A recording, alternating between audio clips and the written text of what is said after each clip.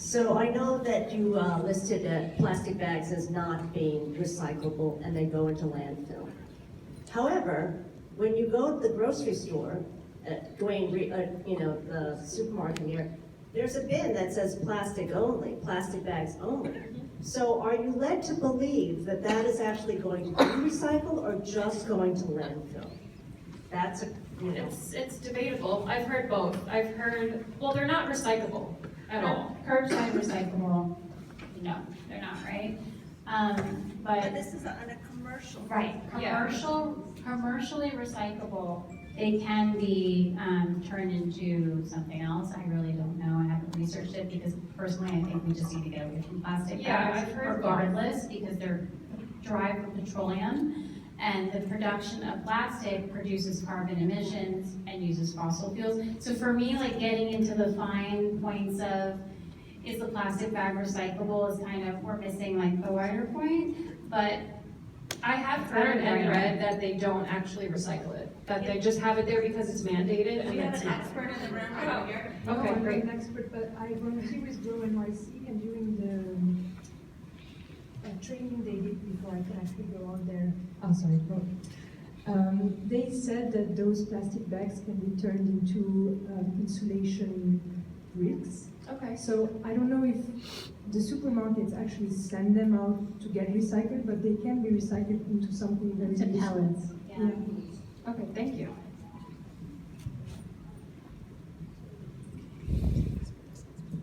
I'm the chair of the Rewrite Youth and Education Committee, and I'm going to classrooms and teaching them. I have a program teaching about recycling. I was wondering if you guys would be interested in coming to the schools on Roosevelt Island, and or if you have this material that I can put on a computer and then present it to them. Yeah, come talk to us after. That's definitely something we're open to. Yeah.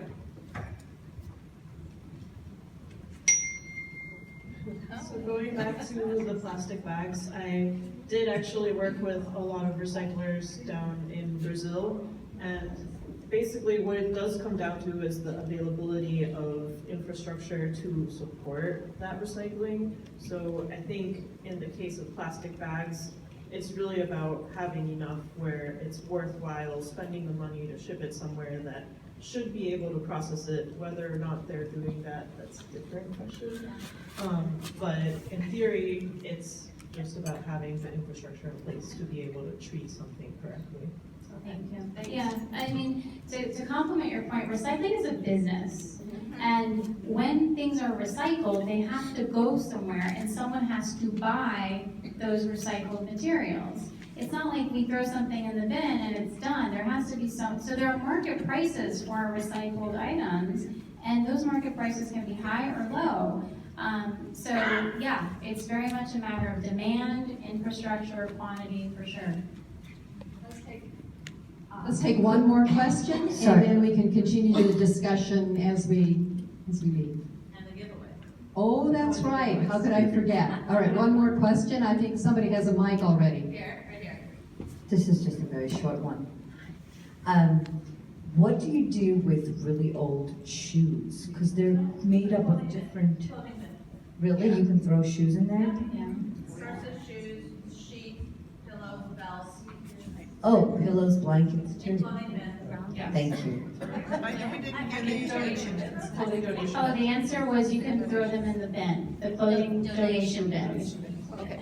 And we can check the, Yeah, you can check the map for those yes, locations. and check the right green outside. map is right. Thank you. And on this website. How do you get residential building managers to buy into this type of program? Are there any economic incentives to persuade them to do this?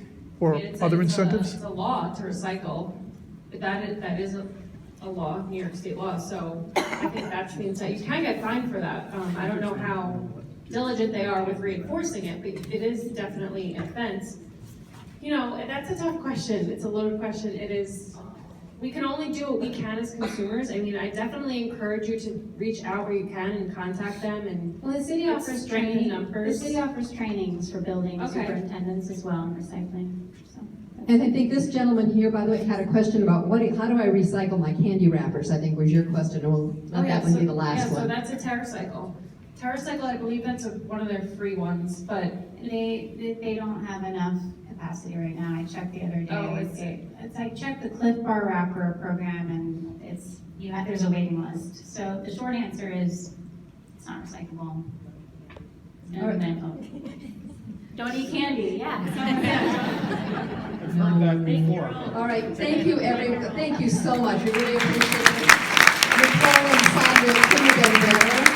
We learned an awful lot tonight. And we have our own sustainability committee at Cornell Tech, and I think we will be, calling on you for many different ideas and practices that we can put into place. I did want to just make a really great announcement, and that is that last Saturday at the swap, there were 260 people attended and donated 6,317 pounds of items. 80% of them were taken back, were taken by people, and the rest was donated. Yeah, that's wonderful. Yes, give yourself a hand for that. Absolutely. Yes. I spot a VIP in the audience. I see that Lynn Shinozaski, the president of the Roosevelt Island Resident Association, is here, and we thank you so much, Lynn, for all the work that you do. And I hope behind me, yes, is Sasha Jones from the New York Public Library. Remember, as you exit, Sasha is signing people up for library cards. She'll take a few more before she leaves.